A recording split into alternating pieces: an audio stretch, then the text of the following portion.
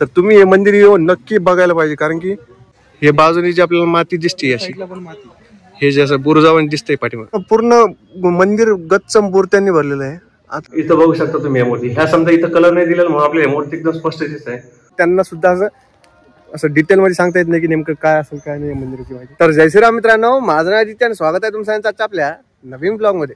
आपल्यासोबत आहे वैभव सराडे पाटील एक जानकर वैभव द ऑथर ऑफ अडकलेल्या. तर आणि आपण आलेलो आहोत बुलढाणा जिल्ह्यामध्ये असलेल्या लोणार या ठिकाणी. लोणार मध्ये आपण मागच्या व्हिडिओ मध्ये बघितलं गायमुख मंदिर होतं ना, लोणार आणि ते लोणारचं सरोवर आणि गायमुख मंदिर वरती इतर आणखी एक दोन मंदिर होते.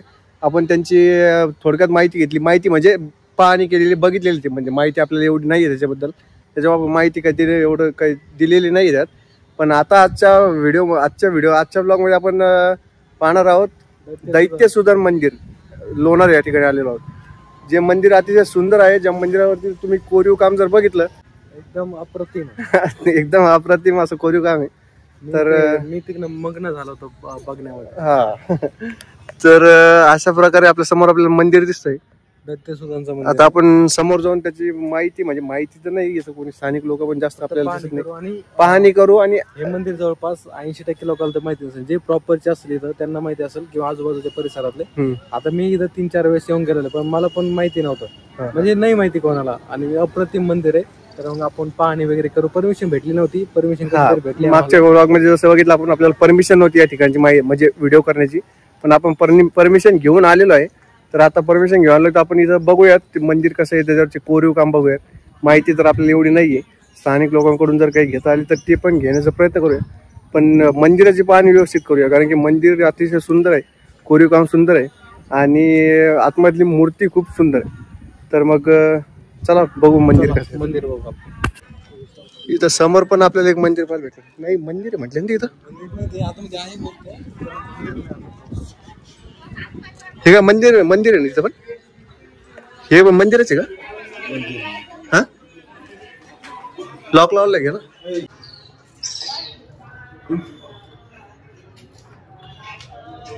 या ठिकाणी आपल्याला 3 मूर्त्या पाहायला भेटत आहेत. आपल्याला एवढी माहिती नाही त्याच्यामुळे आपण मिसगाईड करणार नाही, पण अशा प्रकारे इथं मंदिर आहे. तुम्हाला जर या ठिकाणची माहिती असेल तर या नेमकं कोणत्या देवाच्या मूर्ती आहे आपल्या कमेंट बॉक्स मध्ये नक्की सांगा.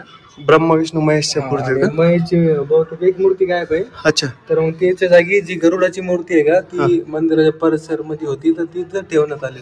अच्छा अच्छा, ब्रह्मा विष्णू आणि महेश 3 मूर्त्या होत्या. तर ही जी राईट साईडची जी मूर्ती ती गायब झाली का? असं ब्रह्मदेव असू शकतो कदाचित, काही दिसत. आपण इकडे वाचलं काय मी पाहिलं होतं या ठिकाणी. अच्छा, व्हिडिओ मध्ये का? माहिती घेतली आम्ही तिथून. अशा प्रकारे मंदिर लॉक आहे त्याला सध्या. तर बघू आता बाकीच.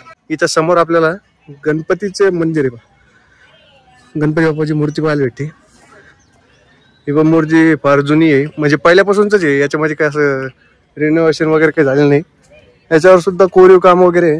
या बाजूने आपल्याला, या बाजूने सुद्धा गणपतीची मूर्ती, गणपती या बाजूने सुद्धा आपल्याला गणपती मूर्ती पाहायला भेटते. आणि या बाजूने आपल्याला महादेवाची पिंड आहे, शिवलिंग, इकडून शिवलिंग आहे. आणि समोरच्या बाजूने आपल्याला, म्हणजे मंदिराच्या समोर आपल्याला इथं गरुडाची मूर्ती आहे. ही जी मूर्ती ही पण जुनीच आहे.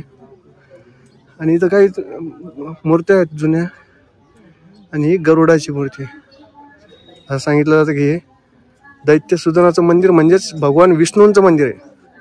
हे मंदिर आपण पाहू शकतो, त्याची आपण आज जाऊन पाहणी करणार आहोत. पण सध्या आपण पूर्ण बाहेरून ते मंदिर बघूया. तर मित्रांनो, जशा प्रकारे तुम्ही आता आपल्या पाठीमागे हे मंदिर बघू शकता, हे मंदिर याच्यावर जे कोरीव काम आहे ते इथं आल्याच्या नंतर तुम्हाला चांगल्या प्रकारे पाहायला भेटणारच आहे. पण आपल्या व्हिडिओमध्ये पण तुम्हाला दाखवण्याचा प्रयत्न करू. हे नेमकं कशाचे सिम्बॉल आहे आता आपल्याला एवढं त्याची माहिती नसल्यामुळं आपण सांगू शकत नाही. पण मंदिराच्या पूर्ण वाट्यावरती, पूर्ण चारी बाजूने हे सिम्बॉल असंच लाईनमध्ये आहेत. आणि हे पण वरचे पण जे आहेत, तर तुम्हाला माहिती असतील हे नेमकं कशासाठी, काय सिम्बॉल आहे काय नाही, तर ते सुद्धा तुम्ही आपल्या कमेंट बॉक्समध्ये सांगू शकता. इथं हे जे दाखवते हे म्हणते ते मोराचे हे असं हे आणि खालचे हे रांगोळीचे जे प्रकार असतात तसं त्या प्रकारचं आहे. अशा प्रकारे हे मंदिर आहे. चारी बाजूने आपल्याला ते सिंबल पाहायला भेटतात. म्हणजे पूर्ण लाईनच अशी आपल्याला ती पाहायला भेटते. अशा प्रकारे हे आहे. तर आता आपण वर जाऊन थोडं डिटेलिंग मध्ये म्हणजे बघूयात त्याचे कशा मूर्ती आहेत काय. हे पण एक द्वार आहे. म्हणजे या मंदिराला सुद्धा 3 द्वार आहे. समोरचं जे मुख्य द्वार आहे ते पूर्वचं द्वार आहे. हे जे दिसतंय आपल्याला हे दक्षिणमुखी म्हणजे दक्षिणेकडचं द्वार आहे आणि पलीकडच्या साईडने ते उत्तरेचं आहे. अशा प्रकारे आपल्याला याच्यावर मूर्त्या पाहायला भेटतात. पूर्ण हे असं एकदम बारीक बारीक काम करून ह्या मूर्ती केलेल्या आहेत. तुम्ही बघू शकता. आता हे मंदिर नेमकं कोणत्या काळातले काय याची आपल्याला माहिती नाही. जर तुमच्यापैकी कोणाला माहिती असेल, तुमच्यापैकी कोणी जर याची अभ्यास केलेला असं म्हणा किंवा याची माहिती असेल तर तुम्ही कमेंट बॉक्समध्ये सांगू शकता आपल्याला नक्की. तर अशा प्रकारे या ठिकाणी भरपूर कोरीव होते. वरती विक्टरींचं बांधकाम दिसतं आपल्याला. ते बहुतेक नंतर केलेलं असावं किंवा मग काय याच्याबद्दल आपल्याला एवढी काही माहिती नाही. पण तुम्ही जर असे चाहते असताल कोरीव कामांचे, मंदिरांचे, जुन्या मंदिरांचे पाहण्यासाठी तर तुम्ही हे मंदिर येऊन नक्की बघायला पाहिजे. कारण की या मंदिरावरती जे कोरीव काम आहे ते म्हणजे अप्रतिम काम आहे. एकदम इतकं जबरदस्त काम मंदिरावर केलेलं आहे. तर आता आपण दुसऱ्या बाजूने सुद्धा पाहू शकतो मंदिरामध्ये. तर आता आपण आलोय आता दक्षिणेच्या बाजूने. समजा इथं तुम्हाला पाहायला भेटते मूर्त्या. म्हणजे एकही जागा अशी नाही आहे ज्याच्यावर आपल्याला काही दिसत नाही कोरलेलं. आता व्हिडिओमध्ये पूर्ण एवढं येणं शक्य नसेल बहुतेक, पण जे समोर दिसतंय आम्हाला त्या मूर्त्या एकदम म्हणजे खूपच आकर्षक मूर्त्या आहेत. आणि हे सिम्बॉल जसं तुम्हाला म्हटलं तसं ते चारही बाजूने कंटिन्यू लाईनच अशी केलेली. इथं वरती कशाची मूर्ती म्हटलीच आपल्याला? हा, इथं आपल्याला ही मूर्ती पाहायला भेटते. वरती मूर्त्यांचं आपल्याला एवढं नॉलेज नाहीये, पण इथं पण एक मूर्ती आहे. हे मंदिराच्या तिन्ही बाजूने आहे. असं हे जे केलेलं आहे, ही मूर्ती जशी स्थापन केली तसं मंदिराच्या तिन्ही बाजूने, ह्या बाजूने सुद्धा आहे, पाठीमागच्या बाजूने सुद्धा आहे आणि पलीकडच्या बाजूने सुद्धा आहे. तर अशा प्रकारे आपण या बाजूची मूर्ती बघितलेली आहे. प्रत्येक ठिकाणी कोरीव काम दिसतं आपल्याला. तुम्ही वाटलं बघू शकता. असं मंदिर अनवाला जे आपण मंदिर बघितलं होतं, अनवाच्या नंतर आज आम्ही हे मंदिर बघितलं जे म्हणजे अविश्वसनीय. याच्यावरती जेवढ्या सगळ्या मूर्त्या होती कोरलेल्या दिसतंय की असं वाटतं की म्हणजे कोणी माणसाच्या हाताने करणं म्हणजे शक्यच नाही समजा जर असं बघायला गेलं. पण आपल्या ज्या जुन्या लोकांकडे जी कला होती, हेमाडपंथी म्हणा किंवा हे जे पण कोरीव कामाला जे पण म्हणत असतील त्याची पण आपल्याला डिटेल माहिती नाही, पण त्यांची कला म्हणजे खरंच दाद देण्यासारखी होती. अशा प्रकारे मंदिराची बॅक साईड आहे. तुम्ही बघू शकता. मंदिर खूपच आकर्षक आहे. खूपच म्हणजे आणि विशेष म्हणजे की जास्त डॅमेज नाही झाले. म्हणजे जे तोडफोड पहिले काळामध्ये व्हायची तोडफोड केलेले आहे, पण एवढं नाहीये. समजा दिसतंय व्यवस्थित. परत एक महत्वाची गोष्ट म्हणजे हे जे मंदिर आहे का पूर्ण माती खाली करून ठेवलेलं होतं असं सांगितलं. असं व्हिडिओ आम्ही बघितले 1-2 ठिकाणी वाचलं की मातीचे अवशेष पण तुम्हाला दिसून येईल. त्या साईडला पण माती, हे बाजूने जी आपल्याला माती दिसते अशी, पण माती, हे जे असं बुरुजावाने दिसतंय पाठीमाग बाजूला, ते असं आम्ही असं ऐकलंय एका ठिकाणी की हे मंदिर त्या परकीय हल्ल्यांपासून वाचवण्यासाठी या मंदिराला पूर्ण झाकून घेतलं होतं. अशा मातींच्या हे जे बाजूचे मातीचा ढीग दिसतोय त्या ढिगाखाली याला पुरलेलं होतं. म्हणजे हे मंदिर बरेच दिवस अपरिचित होतं. म्हणजे माहीत नव्हतं लोकांना की याच्या खाली मंदिर आहे. तर काही कालांतरानंतर ते कसं काय कळलं ते त्याची आपल्याला एवढी बॅक स्टोरी माहीत नाही. पण अशा प्रकारे हे मंदिर आहे. आणि ह्या बाजूने सुद्धा आपल्याला मूर्ती पाहायला भेटते. या बाजूने सुद्धा आपल्याला मूर्ती पाहायला भेटते. तर मित्रांनो, अशा प्रकारे ही मंदिराची बॅक साईड आहे. आणि इकडं आपण आता फ्रंट कडून जाऊया. इकडून डाव्या बाजूने इकडं पण आपल्याला भरपूर मूर्त्या पाहायला भेटतात. तुम्ही बघू शकता मंदिरावरती म्हणजे अशी थोडी सुद्धा जागा नाही जिथं मूर्ती नाही. पूर्ण मंदिर गच्च मूर्त्यांनी भरलेलं आहे. आता या बाजूने आपण बघितलं जसं आपण त्या दोन्ही बाजूंनी आपल्याला त्या मूर्त्या दिसल्या असं हे करून केलेलं मंदिरासारखं करून. तर या बाजूने सुद्धा आपल्याला एक मूर्ती पाहायला भेटते. त्या मूर्ती नेमकं कशाची आहे काय ते आपण एवढं डिटेलमध्ये नाही सांगू शकत. आमचं काम फक्त एवढं की तुम्हाला हे दाखवून देणं की इथं या ठिकाणी असं मंदिर आहे. तर तुम्ही जर त्या गोष्टींची आवड म्हणजे तुम्हाला आवड असेल मंदिरांची पाहण्याची हे करण्याची, तर तुम्ही यावं. इथं येऊन तुम्ही म्हणजे तुम्हाला या ठिकाणची माहिती व्हावं की बाबा या ठिकाणी असं असं मंदिर आहे. आणि तुम्ही इथे येऊन मग समजा बघू शकता तुम्ही जर त्या गोष्टी चाहत असताना किंवा तुम्हाला आवडत असेल तर. त्यामुळं मग आपण या ठिकाणी आलोय. एक लोणारचे टेम्पल वरती एक बुक लिहिलेलं आहे बघा. त्या सचिन दीक्षित नावाने म्हणजे ऑथर आहे ते. तर त्यांना क्रेडिट देतो मी. त्यांच्यासोबत बोलणं झालं होतं माझं. त्यांनी लोणारचं बुक लिहिलेलं आहे. त्याचं नाव मला एक्झॅक्टली माहित नाही, पण लोणार टेम्पल असं समथिंग नाव आहे. तर तुम्ही ते पण रीड करू शकता, कारण त्याच्यामध्ये लोणार जेवढे पण मंदिर आहे डिटेल मध्ये माहिती दिली आहे त्यांच्यावर. अच्छा, काय नाव त्यांचं ऑथर? सचिन दीक्षित आहे ते त्यांचं नाव.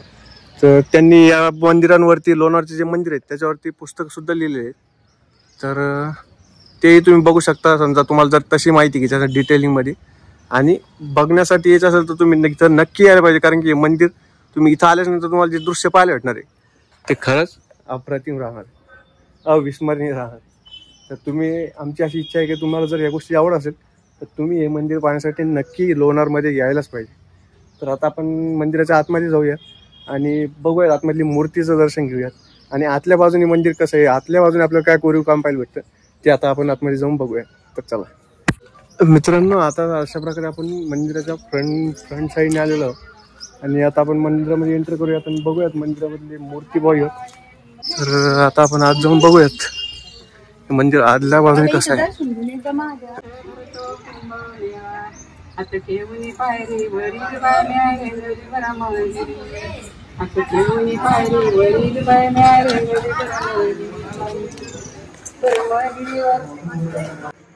अशा प्रकारे आपल्याला आतमध्ये विटांचं आतून बांधकाम दिसतंय. इथं काही देवळे वगैरे आहेत, इथं काही जुन्या काळामध्ये मूर्त्या असतील किंवा काय ते सांगता नाही येणार. इथं खाली काही दिसतंय पण ते सध्या इथं आपल्याला काहीच पाहायला भेटत नाही. त्या मूर्त्या वगैरे काही असतील तिथं. अशा प्रत्येक ठिकाणी देवळे आपल्याला पाहायला भेटतात. असं हे मंदिर आहे वरतून. इथं पण आपल्याला काहीतरी मूर्त्या होत्या बहुतेक बघितल्यात आम्ही आता जाताना. या अशा काही भंगीत झालेल्या मूर्ती आहे, काही भंगलेल्या मूर्ती आहेत, म्हणजे तुटलेलं आहे म्हणा हे करा. आणि हे या काही गोष्टी आहेत ज्या एक तर कुठालचे तरी निघलेले असतील हे दगड किंवा मग काय याचं नेमकं मला सांगता नाही. अशा मूर्त्या आहेत काही इथं. तर आता आपण आतमध्ये जाऊन भगवान विष्णूंचं दर्शन घेऊयात. की कशा प्रकारे यांची भगवान विष्णूंची मूर्ती या ठिकाणी आहे ते आपण आता आत जाऊन बघूयात. तर मित्रांनो, अशा प्रकारे आता आपण मंदिर बाहेरच्या बाजूने बघितलेलं आहे आणि आता आतही जे बाहेरचं गाभार आहे, समजा समोरचं सभामंडप म्हणते ते बघितलेलं आहे. आता आपण आलेलो आहे मंदिराच्या मुख्य गाभाऱ्यामध्ये. मुख्य गाभाऱ्यामध्ये तुम्ही बघू शकता पाठीमागे आपल्याला इतकं जबरदस्त कोरीव काम दिसतंय की तुम्ही जर डिटेलिंग मध्ये जर बघायला गेलं तर इतक्या भारी मूर्त्या कोरलेल्या आहेत त्याच्यावर. आता ते कलर दिलेला असावा बहुतेक त्याला किंवा हे असं, पण त्याच्या मूर्त्या आहेत तुम्ही लाईटमुळे दिसत पण नाही, लाईटामुळे एवढं स्पष्ट दिसत नाही, पण त्या मूर्त्या म्हणजे असं थोड्या सुद्धा असं म्हणजे पूर्ण असे व्यवस्थित आकाराचे आहेत. असे त्याला थोडं सुद्धा हे नाही.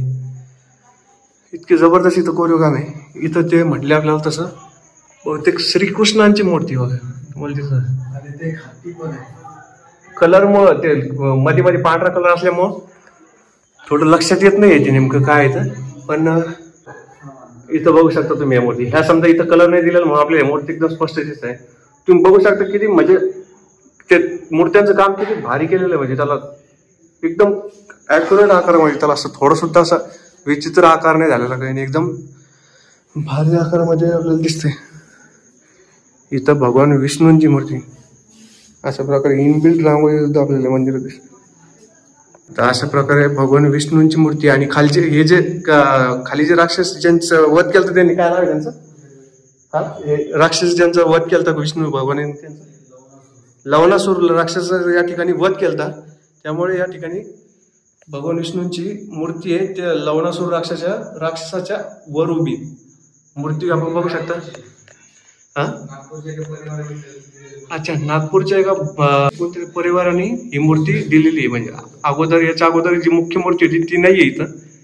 तर ही मूर्ती अशा प्रकारे आहे. इथं खाली लवणासूर राक्षसाचा वध ह्या ठिकाणी केला होता, म्हणून इथं भगवान विष्णूंची अशी मूर्ती. वर तुम्ही हे जे छिद्र बघतोय आपण, तर वर्षातून कोणत्या दिवशी येतं म्हटलं ते, कोणत्या तरी दिवशी ह्या छिद्रातून सूर्यकिरण इथं भगवान विष्णूंच्या पायावर येतात. ते दृश्य हे अगदी पाहण्यासारखं असतं. ते आता ते कधी असतं ते नेमकं ते आपल्याला सांगणार नाही. तुम्हाला जर कोणाला माहिती असेल, जे व्हिडिओ बघत असेल, तर त्यांनी कमेंट बॉक्समध्ये नक्की सांगा. तर अशा प्रकारे आपण दैत्यसुदन मंदिर लोणार या ठिकाणची माहिती घेतली. मित्रांनो, अशा प्रकारे आपण लोणार या ठिकाणी असलेल्या भगवान विष्णूंचं म्हणजेच दैत्यसुदनाचं मंदिराची माहिती घेतली म्हणजे पाहणी केली. जेवढी आपल्याला माहिती समजा एवढी आपल्याला काय, आपण गावातल्या पण स्थानिक काही लोक इथं जे होते आलेले त्यांना पण आपण माहिती घेणार, त्यांना सुद्धा विचारलं थोडीफार माहिती. पण गावातल्या लोकांनाही, स्थानिक लोकांना एवढी काही माहिती नाही. म्हणजे नेमकं ते सुद्धा सांगत नाही की, म्हणजे त्यांना सुद्धा असं डिटेलमध्ये सांगता येत नाही की नेमकं काय असेल काय नाही मंदिराची माहिती. तर अशा प्रकारे आपण या मंदिराची माहिती घेतली आहे. तर तुम्हाला ही माहिती कशी वाटली, तुम्हाला हे मंदिर कसं वाटलं, हे आम्हाला कमेंट बॉक्समध्ये नक्की कळवा. या मंदिराला नक्की भेट द्या, कारण की मंदिर बघितल्याच्या नंतर तुम्हाला जे दृश्य पाहायला भेटणार ते नक्कीच अविस्मरणीय असणार आहे, अप्रतिम असणार आहे. तर मग ब्लॉगला शेवटपर्यंत खूप खूप धन्यवाद. ब्लॉगला लाईक करा, शेअर करा, चॅनल सबस्क्राईब करा आणि बेल आयकॉन दाबायला विसरू नका. तर चला मग भेटतो आपल्या पुढच्या ब्लॉगमध्ये. तोपर्यंत जय हरी.